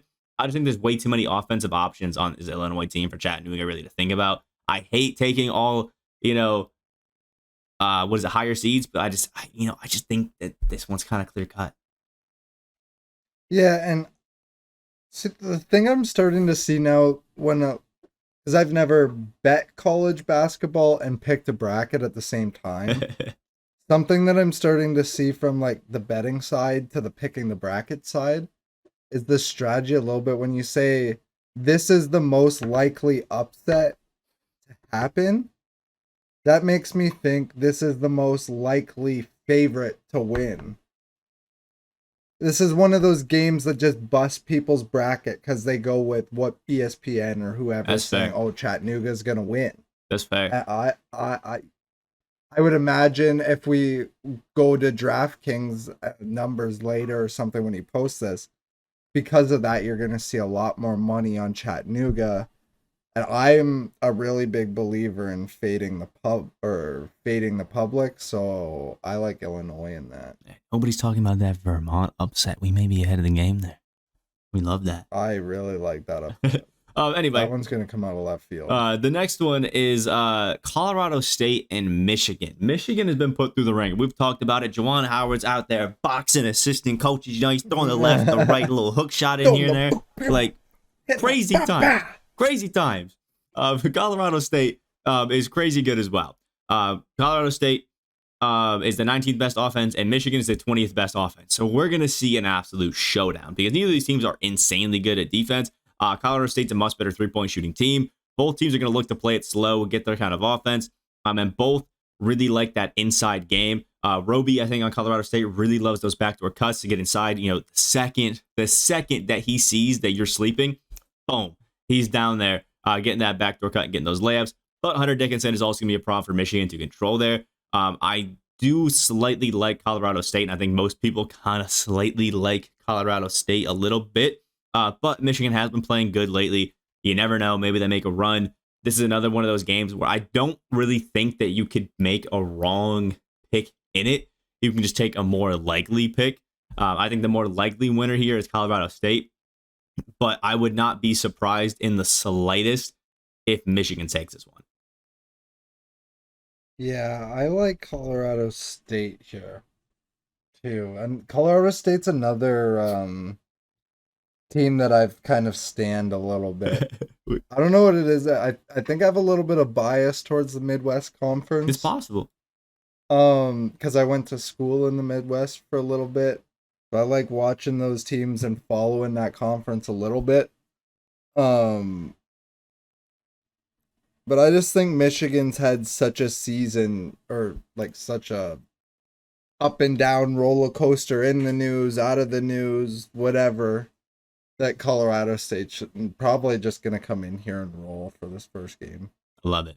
Next one, I kind of feel bad for Longwood here because Longwood here, but you get to play Tennessee, third ranked defense in the country, extremely good at playing really good defense and not committing fouls. Houston is really good at playing defense, but they get a lot of fouls. Tennessee puts up that same effort, but in such a smart way that they don't give up fouls. They're a really good 3-point shooting defense. They're an insanely good offensive rebounding team. Longwood is great, but Tennessee is one of the best teams in the country, and I just don't think that this is the upset that's going to happen. If Longwood goes out and do it, good job. Good job. That's a really small feat, but the way that I saw this Tennessee team take care of Kentucky, I think that Kentucky is going to get upset in that 15-2 seed matchup before Tennessee gets upset here. Yeah. They just I think Tennessee is going to roll here. Now, I don't even know who Longwood is. Now, this is another one that they're talking about. This is the most likely upset. This is the most likely upset. And I am inclined to agree. Loyola Chicago I agree. over Ohio State. Simple. I really I like Loyola here. Was it Sister Jean is back in the Cinderella story, and I love it. I love it. They're 7th in effective field goal percentage. 16th in 3-point percentage, 15th in 2-point percentage. They're not a bad 3-point shooting team. They don't really turn the ball over that bad. They play slow, they control the ball. I like this Loyola team. Another thing to put in, if you have watched a few Loyola games, what they love to do is misdirection. So they'll run a few plays, run a few guys, over to the right side to make you forget that there's a dude just standing in the corner. Chuck that over there, a few ball fakes here and there. They just love keeping the defense on their toes, and they just play smart basketball. And it's just, I really feel like people are gassing this one up. I agree. As long as Loyola Chicago can control those, deep angle post-ups with Liddell, I think that Loyola can take this game. I like this. I like this Loyola team. Their experience too. Their average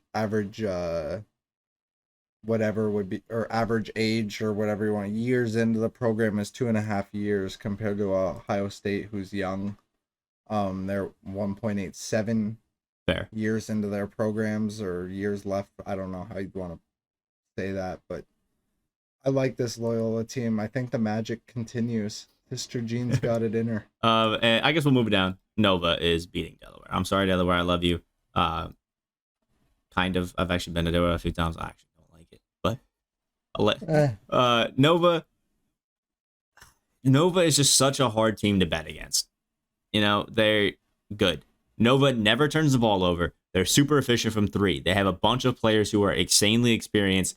They are insanely smart with the ball. Jay Wright is one of the best coaches you ever seen in your life. The dude just knows what he's doing. He makes these postseason runs consistently. Nova does have a pretty thin bench, so they do get into foul trouble. It can be tough. But I just think that this all-around solid Delaware team just doesn't have the firepower to beat Colin Gillespie and more on this Nova team if they get cooking. Yeah. No. Nova undisputed. Yeah, we'll keep going. Arizona's beating Seton Hall. Sorry, Seton Hall. Yeah, Arizona's beating Seton Hall. This next one, though, I think this one's kind of tough. I think this is going to be a really good matchup. Illinois and Houston. I think it's a really good matchup. Now, I think I slightly lean towards Illinois in this, but I also like Houston just because Houston has the style of ball that works in tournaments. Yeah, I haven't looked at anything on KenPom here. We might have to do a little debate on this one. My initial lean would be Houston without looking at anything, just knowing how they play. Okay.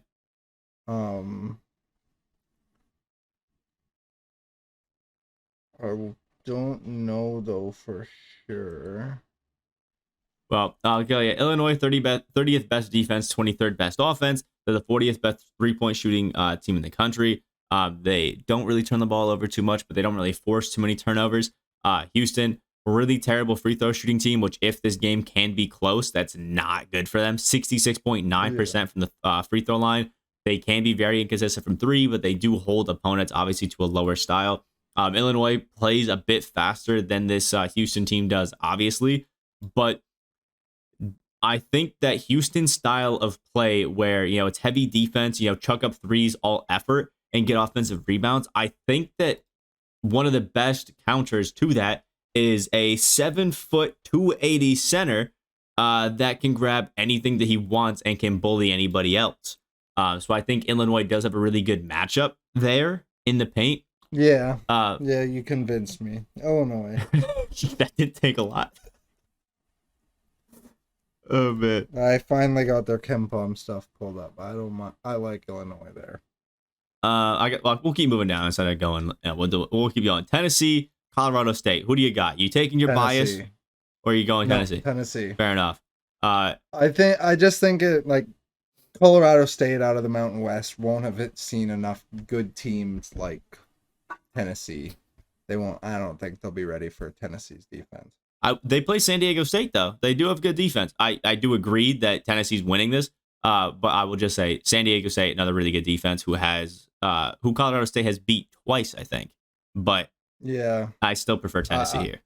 Yeah, I like Tennessee here. Because San Diego State doesn't have the offense that Tennessee does. Yeah. Is Sister Jean rolling into the Sweet 16, or is Nova taking it? No, I think this Nova team's locked in. Yeah, I agree. With the way they looked on Selection Sunday, that Loyola Chicago team, and between the way they both looked, that Loyola Chicago team, all their players had their phones out recording their Snapchats. That Nova team just sat there like robots and clapped their hands like, yep, this is where we're supposed to be. Now let's go to work. I like that. I like this Nova team. Arizona, Illinois.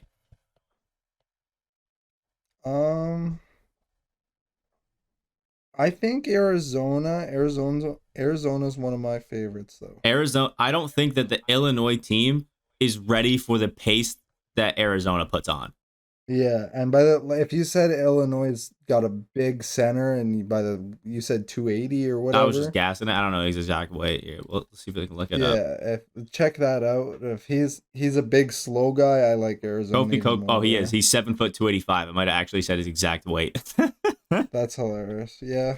Yeah, Kofi Cockburn. He's a demon. He's a beast. But they have, I think 6'10", 6'11" centers, so they're not undersized, but Arizona just loves to run. I think their coach, who was the assistant coach at Gonzaga for a little while, said that he thinks that the most important thing is the first 3 steps after a rebound. So he really emphasized his centers, take those, big 3 steps and just keep your lead after you get it after those 3 steps and then get those layups. And they've also said that they don't always need to play fast. They just like to play fast because it makes the game easier because they can force more mistakes out of the offense. So I just think that they've thought about this, and I like Arizona here, man, so much. Yep, no, I like Arizona too. Tennessee, Villanova. You were just gassing Nova, but do you think it's not enough gas to beat Tennessee? I don't know. This one's tough. I will say this may be one of the best. If this matchup ends up happening, this could be one of the best games of the entire tournament. Yeah, this one could feel like a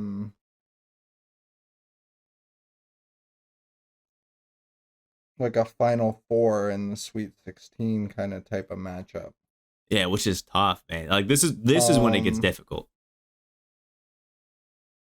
Villanova's got a really good offense though, don't they? That's their thing. They're consistent, right? Yeah, actually, they are the hold up, I was clicking it. They are really good defensively as well. They're the 8th best offense and 28th best defense. But one good thing about Nova for this matchup is that Tennessee doesn't really play that fast. Nova plays at one of the slowest speeds in the country with Jay Wright, but Nova does not let teams slow them up. That's speed them up. That's Jay Wright's main thing. He does not want his teams to play fast. You play your offense, you play your game, you get the shots that you want. And the one thing that we've said a lot, free throw shooting teams. Nova is the best free throw shooting team in the country. They shoot 82.3% from the free throw line as a team. If it gets to a close game, they have the advantage there. And that's not to say Tennessee's bad. They're shooting 71%. That's not horrible. It's not great, but it's not horrible. But Villanova shoots over 2% better than the team in second. Yeah, no, I like Villanova here. Usually I'd lean defense and say Tennessee, but Villanova's got their own good defense, and the better the offense after that. I like that their consistency, their free throws. And like I said before, I think Nova's locked, and this might be the division where we see the 1-2 matchup come through. And in that 1-2 matchup, the one is taking it. You think so? I love this Nova team. I just think that this Arizona team is Final Four built. If there is a team in college, there's two teams in college basketball that I think that can slow that Nova team up, or speed that Nova team up. It's Arizona and Gonzaga. It's those two teams. Nova is a little bit, I think, small. They like to run Samuels, who's a little bit smaller on the big man. And I think they have the speed to keep up with this Arizona team. But I think if Nova tries to keep that speed up with it, that's just not the game that they play. Because I was just hyping up the fact that they don't let people speed them up. But if you do speed up Nova, that's when they're not really them. That's not when they're comfortable. And I think this Nova team is also prone to some cold spells, or to be shut down at times. That is fair. And if they play good teams. And Arizona has the third best 2-point percentage defense. So yeah, I do think if it comes down to the wire, like really close end of situations, Nova can take this. But my favorite is Arizona. Yeah.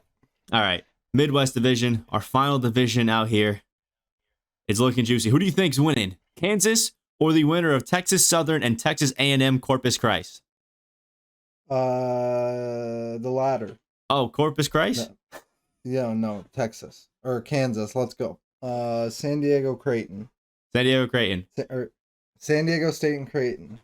That's a tough one. Right. This is another one of the hardest matchups to pick. This Creighton team, they're young, they're hungry, and they both can't injured. score. They both can't score for the life of them. I just don't know if it's Creighton's year. I think they start 4 freshmen. They start Ryan Hawkins, senior, Ryan Kalkbrenner, sophomore, Ryan Nemhard, freshman, Kaluma, freshman, and I think what is it, Alex O'Connell, maybe he was a senior. So they're not. No, they start a couple freshmen then. Yeah. But that Nemhard guy is good. They have their bench guys that sub in are younger, but they do have a fairly young team. I don't know. I just feel like Creighton has some magic to him here. That's fair. I think that this is one where if you're going to be filling out your brackets, you should evenly pick between this, because this is a tough game. I like Creighton here. They made a good run in that Big East tournament. They were looking really good there. They also have, I think, a bit more size than the San Diego State team, which can be good. But both of these teams really aren't amazing on offense and are really good on defense. Like San Diego State, second ranked defensive team. Yeah, is it possible that that's slightly overrated due to their conference that they play in? They held Boise State to 53 points. They held Colorado State, who's one of the best offensive teams in the country, to 58. Fresno State, they held to 53. Wyoming, they held to 66. San Jose, 52. Boise again to 58. Fresno to 44. They don't let people score. They're consistent. Yeah. But I don't know. I don't think it's Creighton's year. You're going with San Diego? I like San Diego for this bracket anyway. All right. All right. Next one, Iowa and Richmond. Now, I'm going to assume that you know a little bit about Iowa, but you don't know a lot about Richmond. I know a little bit about both of these teams. Okay. I think this is a sleeper Um, matchup. I think this is going to be a yeah. fun game because Iowa's the second best offense in the country, 35th best 3-point percentage. They're great at forcing turnovers, and they run. They love to sprint and get those threes up in transition. They just actually beat this Purdue team that we were just gassing, want to go to the, was it Elite Eight? We're sending Purdue to the Elite Eight, and Iowa made them look goofy. It was crazy. The great thing, though, for Richmond, they have the all-time D1 steals leader of all time on their team. So this guy's also great at getting steals. So the whole Iowa team's good at stealing, but Richmond has, I think it's, what is the name? I completely forget. He's got a G in it. I'm apologize, but he's great at getting steals, forcing turnovers. But the problem for Richmond is this Iowa team loves to chuck threes and sprint in transition. Richmond's not really the greatest at 3-point defensive teams. They let up a lot of them. And if you let up a lot of threes to Iowa, any open ones they're going to take, they shoot them. They're like the Charlotte Hornets out there, man. They are sprinting and they are chucking threes. But I will say Iowa's still pretty good defensively. That could be interesting. Now, Richmond is really good on the offensive glass, or not really good on the offensive glass, and Iowa is. So that could also be another problem. I love both these teams. I think they're both nice. I could see upset potential here, but I think the way that Iowa's been rolling, I don't see them losing first round. Yeah, no, I like Iowa here. And then I already like the next matchup of Providence too. Are you? I think those were two fairly easy ones for me to pick. You're picking Providence? Yeah. I have an upset. No, you don't. We're taking South Dakota State. No. You don't like South Dakota State? No. You don't like the number one 3-point shooting team in the country that shoots 44% from three on 21 attempts a game. 44% from three, 4 better from the team in second. Are they gonna do that in a 1-game matchup for their lives? Against a Providence team who has struggled to consistently beat the top talent. Most of their wins are within 7 to 8 points. They really haven't been clamping up, even though their defense is supposed to be crazy. And Providence really has been struggling this season. They've really failed to beat teams that they're supposed to by those big margins that they're supposed to. And a lot of those other games have been really close, and they've just barely iced them out. I've said earlier that I liked the ice on this Providence team, but this South Dakota State team is just cooking, man. I love the way that they play. I think this is a really nice upset, and Providence just really hasn't swayed me in a way that makes me confident with them. You know, I'm just not in love with this Providence team the way that I am this South Dakota State team. Because South Dakota State also doesn't really play at this like insane pace to get these 3-pointers up and get these shots up. They just play consistently. They do have a pretty bad defense, which to a team like Providence can be tough. But Providence only scored 58 against Creighton and only scored 65 against Butler, who's really not that amazing of a team. They only really have beat teams, again, that they're supposed to beat by very small margins. I mean, they beat Butler by 7, beat them by 4 again most recently. They only beat Xavier by 3. They only beat Marquette by 2. They only beat St. John's by 6. So it's really kind of been a tough time going for this Providence team. And I'm not really sold on them making a run. And I think the proof is that the fact that they didn't start losing, so they just kept slowly moving up, but very slowly. It seems like most people in general were high on this Providence team. If you want to go with the consistent 4 pick, I'm with it. But I'm riding to South Dakota State. I think this upset could be fun. I think it's just great. And you cannot discredit a team that's shooting almost 45% from 3 on 21 attempts. Yeah. I'm looking at South Dakota State, though. They don't lock it up. They don't lock it up, and they don't play anybody. They are in a bit of a weaker conference. They played Alabama and got beat by 16. They played Washington, they got beat by 11. They played Idaho, got beat by 14. They played Missouri State, got beat by 12. They did. They've only beat I guess they beat Montana State, and there's a whole bunch of other teams that I don't really even recognize in here. I don't know. I like Purdue's been playing well Providence has been playing well recently. The only team they've lost to since January 4th is Virginia. Providence? Or no, I'm looking at the schedule backwards. They lost to Creighton, they lost to Villanova. They lost to Nova again, and they lost to Marquette. They just beat Creighton though. Beating teams back to back is hard. Got beat by Villanova twice. They barely beat. It took overtime to beat a team in DePaul who is really kind of towards the bottom end of the Big East. They're not like crazy. St. John's is one of the worst teams, and they've struggled. I don't know, in college and stuff, like when you're supposed to beat teams by a huge margin, I don't put a lot of chalk into that. Like when you go into games as 20-point favorites, how are you supposed to tell a bunch of 20-year-olds to go in there and actually give a crap? I think that this Providence team has struggled to beat the teams that they were supposed to. And you're saying it right here. They're supposed to beat this team. And that's why I like this. Yeah, but like supposed to beat DePaul is different than supposed to beat. All right, we'll give Providence the gas because I know they're going to lose to Iowa in the next round. It's fine, but like I just feel like Providence is going to have way more experience against good teams. They are an experienced team. I will say that's the one thing that's going with them, but I'm calling it here now. South Dakota State upset. If that happens, I will take all and every set of premium gas that is available. Thank you. I've said my piece. Next one, LSU and Iowa State. Great matchup. Great teams. Probably one of the, again, harder matchups to pick, even though it's a 6 versus 11 seed. Because I think it's kind of can both be sleepers in the tournament. But aside from all the great things that they have, both are good defensive teams. LSU is actually locked down.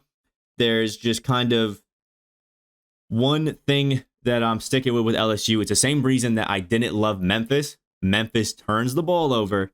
Iowa State does as well, but LSU has just not been the most experienced team, and they just turn the ball over a lot, especially against those top talents. LSU has really struggled recently to beat teams that are on equal footing as them, and I think this Iowa State team is on equal footing. And I just kind of like Iowa State to take this. I don't think it'll be as gassed. LSU's a very popular team, so people are going to go with it. And LSU's, I think, even favored a bit. But I like this Iowa State to take advantage of the mistakes that LSU makes, especially considering both are bad 3-point shooting teams. I'm going with this one. I might be gassing up a little bit, but Iowa State forces a lot of turnovers. LSU likes to turn it over a little bit. I'm going with that one. And they've lost Arkansas. They lost to Arkansas. They lost to Kentucky. They lost to South Carolina, who's really not that great. Vanderbilt, who is decent. Mississippi, who's really not that great. They lost to TCU, who's in this tournament. They lost to Tennessee. They lost to Alabama. They lost to Arkansas. They lost to Auburn. They did beat Kentucky and Tennessee once. But I just think that they've lost most of their matchups against teams that are even and then have kind of just beat up on the weaker guys. I don't have trust in them. Yeah, no, I like this Iowa State team. I like their coach. I just don't like teams that struggle to beat the top competition and just beat up on bad people. Yeah, no, I like their coach. I like Iowa State. I like the way they're coached. I like the way they play. We'll go with it. All right.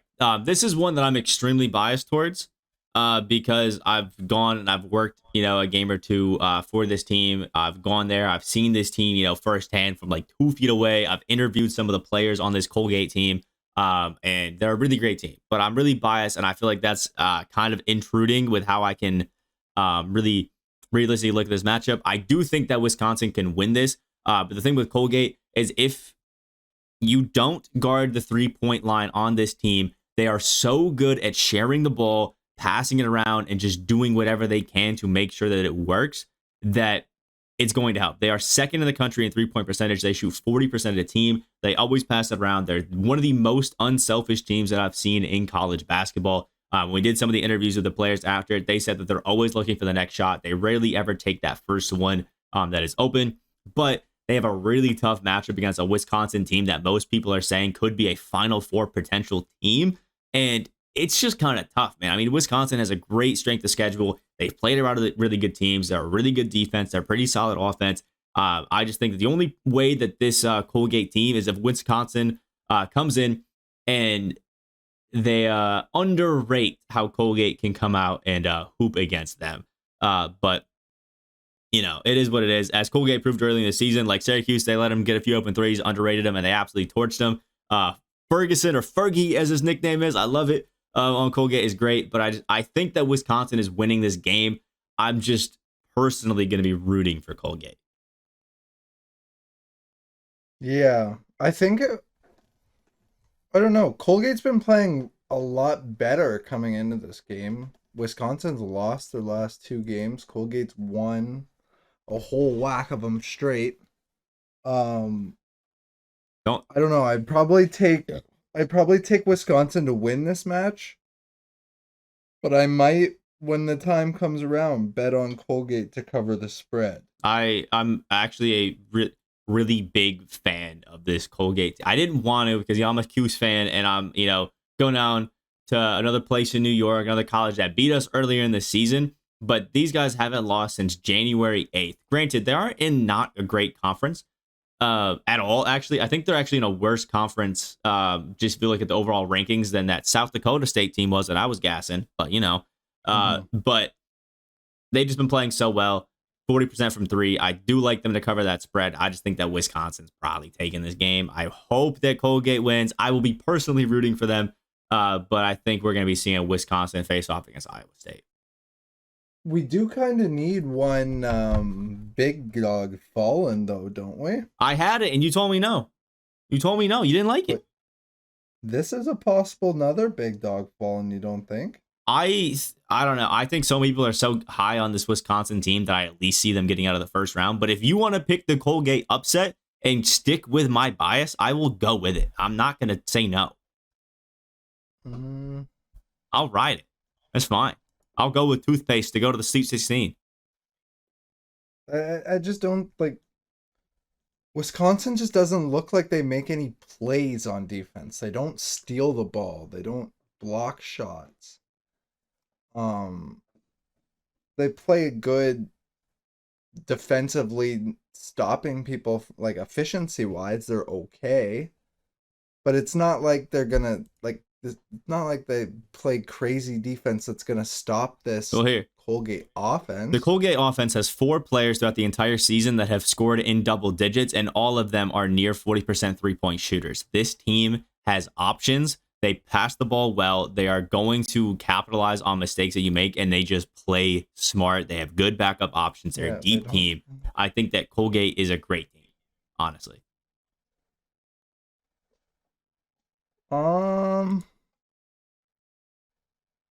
Colgate can probably speed them up a little too. Let's take the upset. Okay, I like it. 11 seed and 14 seed facing off in the round of 32. Let's take it. The next game is one that's going to be really close, USC and Miami. Now, I personally know what it's like to watch this Miami team. I went to Syracuse's senior night, okay? We were up 18 at halftime. It was great. I'm cheering, I'm clapping. It gets down to 10. I get a little nervous. It gets down to 5. I get a little nervous. We're only up 1, and then we turn the ball over, and then Miami goes, and they hit a layup, and then we lose. So I know the mental fortitude of this Miami team. These guys, it's never chalked to these Miami guys. So even if they get down big to USC, I'd still want to count this Miami team out. They run a full 5-out offense. Everybody on their team is a great shooter, and they just, backdoor cuts, ball screens, whipping it around, and nobody really is in that paint. So it's almost always open. If you can get around your defender, you have an open layup. That's kind of the benefit of 5-out. And everybody can shoot. Now, the thing that might be tough for Miami is they have 3 players who score 45 of their points per game. They're very consistent. They're very good. McGusty, Moore, and Wong. They're great scorers, and I love these guys. But the problem is USC is one of the tallest teams in the country, and they have actually the 4th tallest lineup in the country, and they run a 3-guard minimum lineup in Miami, which can be really tough to go against, obviously, with that size. But it also means that Miami is going to be the faster team here. You can just get down the court. Moore is one of the shiftiest players I've ever seen in college. It's crazy. I do think that I kind of like USC to take this matchup because Isaiah Mobley, brother of Evan Mobley, is out there cooking. And if you can slow down the trio of Wong, Moore, and McGusty, it can look pretty good to get this little thing here. But if you don't guard those three, it can be pretty tough. But the thing that is, I think, the reason I love USC here the most is on top of being a tall team, they're a really good offensive rebounding team, and Miami's one of the worst defensive teams that we have out here because they run a lot of 5 out, they run it shifty, and they run those 3 guard lineups. It can be really hard, obviously, to get those rebounds. And Wardenberg, their center, also isn't really the most amazing defender or rebounder himself.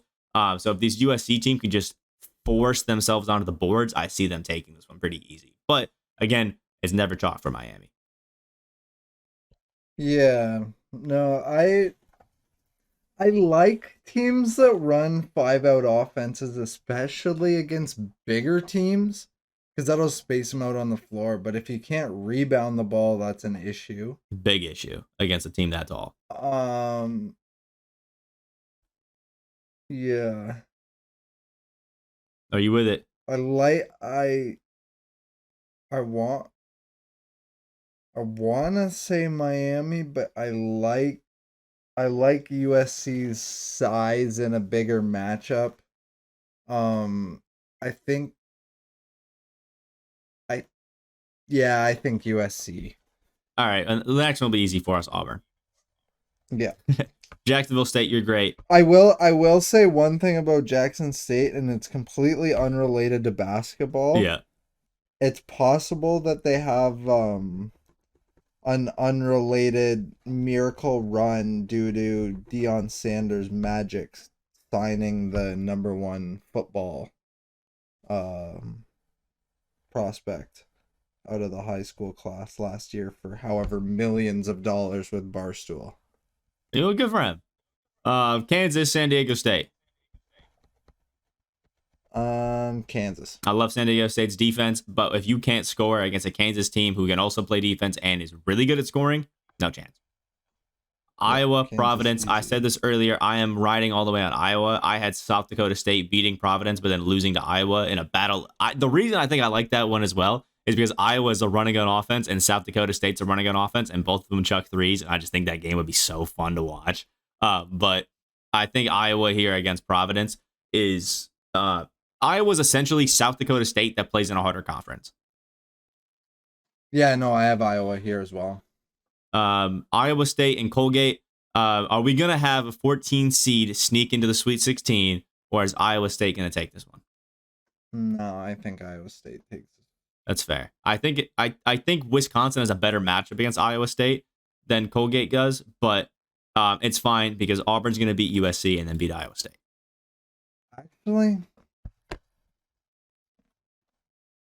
Actually, you know what the smarter bracket play would probably be? what?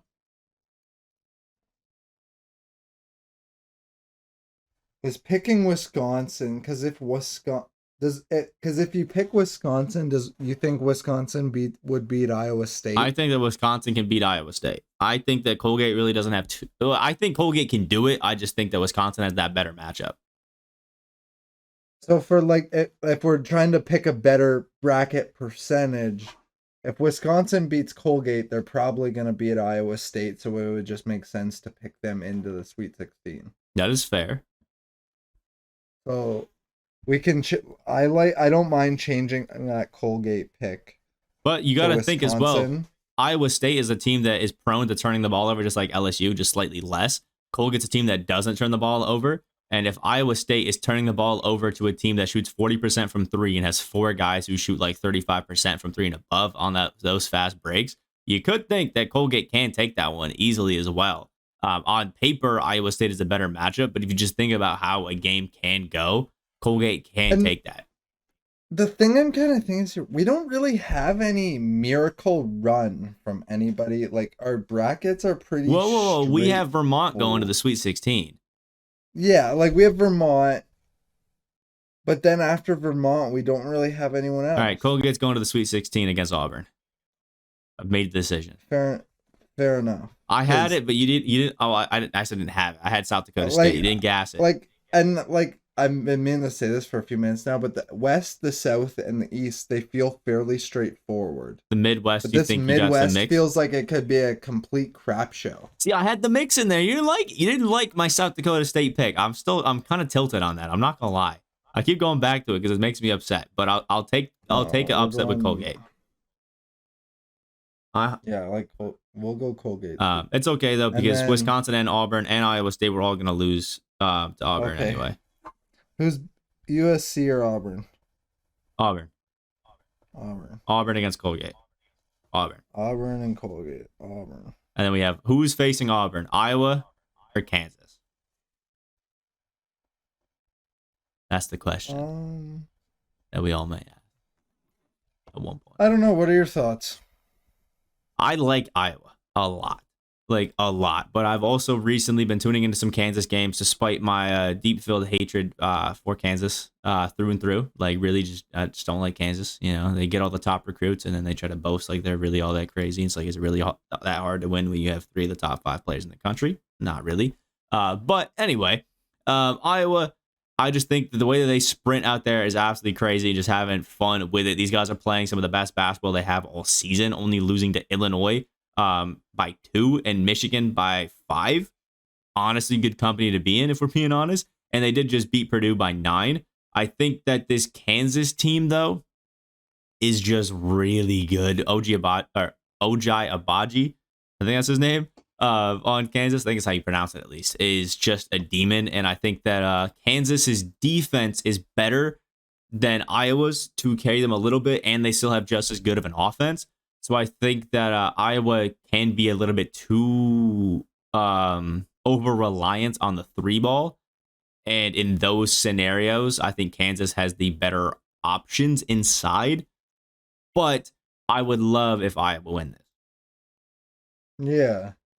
So if I'm looking at this right now, just from our other bracket perspective, right now in the Final Four, we have a 1 seed, a 1 seed, and a 4 seed. A 4 seed. So is it going to be another 2 seed? My personal prediction of the bracket is that... does another 1 seed get to the Elite 8? Do we see 3 Elite or 1 seeds in the Elite 8? That's not an uncommon thing, I don't think. No. What I think happens is that Kansas beats Iowa very closely, but Kansas beats Iowa.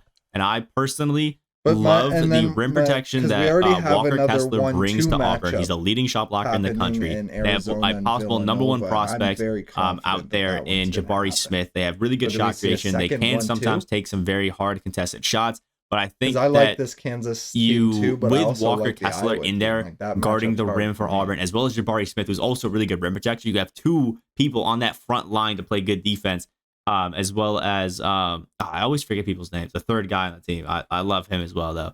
But he's a great rim protector and slasher. I think that it's gonna force them to take threes, and if you can also play good defense like Auburn does on the 3-point line, you just have such a good defense here against Kansas. I just like Auburn to beat them. And then we have Gonzaga, UCLA, and then Arizona and Auburn facing off in the Final Four. That's my personal pick. Okay, so he is back from the wonderful issues that we were having. So we have Arizona and Gonzaga in our championship game. Now, my personal pick for this, because I think we've talked about it a little bit, is Arizona winning. We might have gassed it up a little bit. I think Arizona is probably going to be most people's number 1 pick. So if we were thinking about, I guess maybe the smartest pick to pick here, if we wanted to win a pool, it maybe would be Gonzaga to upset Arizona, because this final game, you get 32 points, you get 1 for every first round game you get right, 2 for every second round, it multiplies. So if you do get that upset, I guess we'll call it, with Gonzaga correct, you could get that. But my personal pick's Arizona. Yeah, I like Arizona too. And if we had to pick a final score between 2 of the fastest offensive teams in the country that also play good defense, what is our winner and loser score here? High 60s. High 60s. What about how about we go maybe a 73-69 Auburn win? Sure. I like that. 73-69. All right, there it is. This is the longest podcast that we've ever had on the Pitch Your Pick channel. I'm pretty sure this will probably be the longest podcast we have until maybe next year for March Madness. This is a 2-hour long podcast. This is absolutely unreal. This will probably be going out super late tomorrow, but it is what it is. I'll probably get some sleep because his internet does not transfer files this quickly. So we'll see how it goes. So if you guys did enjoy and you're watching on YouTube, hit that like button down below. Subscribe as well as comment what you guys thought of this insanely long episode. Please like it. This took a lot of effort out of us, a lot of research. So, it is what it is. We may have overthought a few of these picks anyway. I'll give it one quick little scroll. If you listen on any podcast platforms, make sure that you go ahead and leave us a review. And go out there, make some bets, make some brackets, and make some money. See ya.